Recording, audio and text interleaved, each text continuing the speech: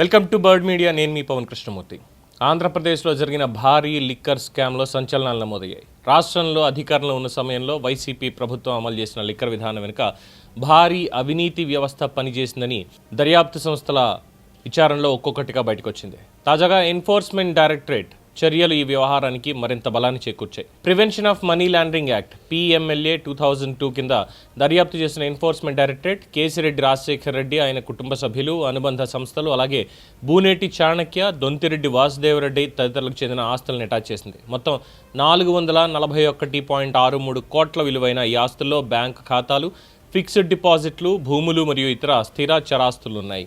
ఈ case Andhra Pradesh CID నమోదు చేసిన FIR ఆధారంగా ముందుకు సాగుతోంది. క్రిమినల్ కుట్ర IPC 120B, నమ్మక ద్రోహం IPC 409, మోసం IPC 420 సెక్షన్ల కింద నమోదు చేసిన ఈ కేసులో రాష్ట్ర ప్రభుత్వ ఖజానాకి సుమారు 4,000 కోట్ల రూపాయల నష్టం జరిగిందని ఆరోపణలు, దానికి తగినట్టు ఆధారాలు కూడా ఉన్నాయి.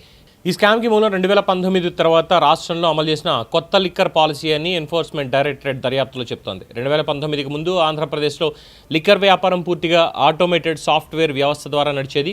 కొనుగోలు నుంచి సరఫరా వరకు అన్ని డిజిటల్ ట్రాక్లో ఉండేవి. దీంతో పారదర్శకత అనేది ఉండేది. కానీ వైసీపీ ప్రభుత్వం అధికారంలోకి వచ్చిన తర్వాత ఈ వ్యవస్థని పూర్తిగా మార్చేసింది. రీటైల్ లిక్కర్ దుకాణాలని ప్రభుత్వం స్వాధీనం చేసుకుని APSBCL ద్వారా నిర్వహణ ప్రారంభించింది. అదే సమయంలో పాత ఆటోమేటెడ్ సిస్టమ్ని నిలిపేసి మొత్తం మాన్యువల్ OFS విధానాన్ని తీసుకొచ్చింది. ఈ మార్పుతో సరఫరా వ్యవస్థపై కొంతమంది అధికారులకు అపారమైన అధికారాలు వచ్చాయి. ఈ స్వేచ్ఛను ఉపయోగించి మార్కెట్లో ఉన్న అనేక స్థిరమైన బ్రాండ్లను తొలగించి కొన్ని ప్రత్యేక బ్రాండ్లకు మాత్రమే ప్రాధాన్యం ఇచ్చినట్లు దర్యాప్తులో బయటపడింది. అదే సమయంలో సిమిలర్ సౌండింగ్ బ్రాండ్స్ పేరుతో కొత్త బ్రాండ్లను ప్రవేశపెట్టి వాటి ధరలను కృత్రిమంగా పెంచారు. దీంతో ఆ బ్రాండ్లను తయారు చేసిన డిస్టిలరీలకి భారీ లాభాలు వచ్చాయి.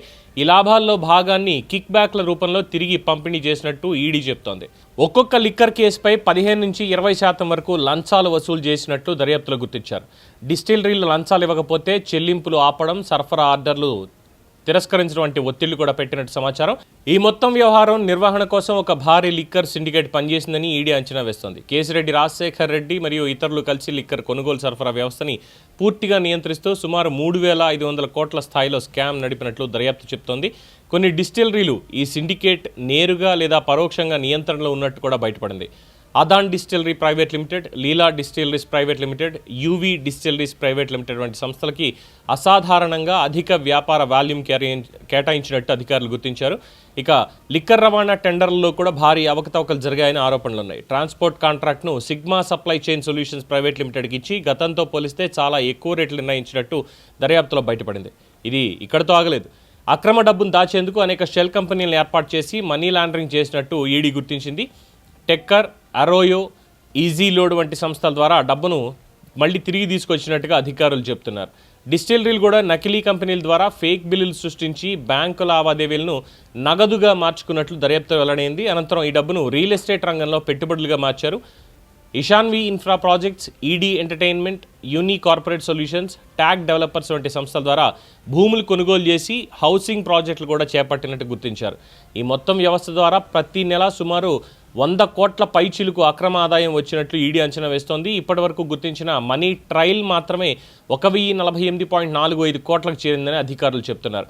ఈ అక్రమ డబ్బుతో కొనుగోలు చేసిన ఆస్తుల్లో భాగంగానే 441.63 కోట్ల విలువైన భూములు, ఇతర ఆస్తులను ED అటాచ్ చేసింది.